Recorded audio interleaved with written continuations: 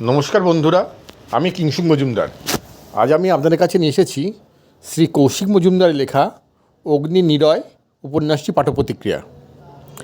Mason সিরিজের প্রথম উপন্যাস সূর্যতামসীতে লেখক একাধিক চরিত্রকে নিয়ে কাহিনী শুরু করেন।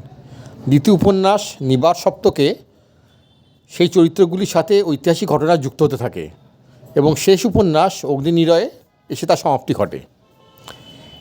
এই তৃতীয় খণ্ডে আমরা জানতে পারি প্রতিটি হত্যার পেছনে আছে আরও কোনো বড় চক্রান্ত।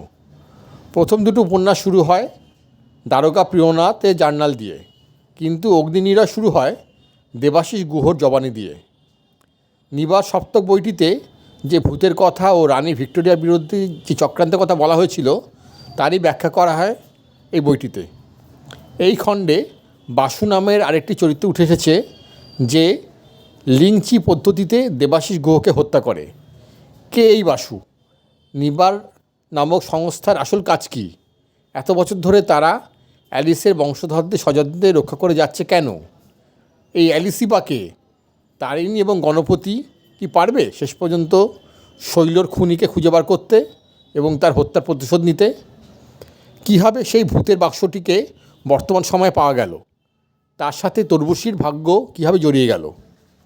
লেখক কৌশিক মজুমদারের ম্যাসন সিরিজে ঊনবিংশ শতাব্দীর বাংলার ঐতিহাসিক চরিত্রদের এক মেলবন্ধন ঘটানো হয়েছে। সেখানে আছেন দারোগা দপ্তরের প্রিয়নাথ দারোগা, আছেন জাদুকর গণপতি, আছেন বাংলার প্রথম প্রাইভেট গোয়েন্দা তারিণী। আবার নিজের কর্মক্ষেত্র থেকে সাময়িক বিরতি নিয়ে পরিচয় গোপন করে শার্লক হোমস এসে পৌঁছেছেন কলকাতায়। আছেন ডক্টর জেকিল ও মিস্টার হাইড খ্যাত লেখক স্টিভেনসন। তার সঙ্গে বর্তমান সময়কালের গোয়েন্দা তরবুশু এবং তার পারিপার্শ্বিক চরিত্ররা। এই বিশাল ত্রয়ী-উপন্যাসে অসংখ্য চরিত্রকে একত্রিত করে গল্পের ঘটনা প্রবাহকে এত সুন্দরভাবে বিস্তৃত করেছেন এবং শেষ পর্যন্ত সমস্ত ঘটনাকে যেভাবে সমাপ্তির দিকে এগিয়ে নিয়ে গিয়ে রহস্যের সমাধান করেছেন তার জন্য লেখককে কুর্নিশ জানাতেই হয়। ইতিহাস আর টানটান রহস্যময়তায় এক সুনিপুণ মিশ্রণ তৈরি করেছেন লেখক। বন্ধুরা, যে পর্যন্তই, আমি আবার আসবো অন্য কোনো একটি বইয়ের পাঠ্যপ্রতিক্রিয়া নিয়ে।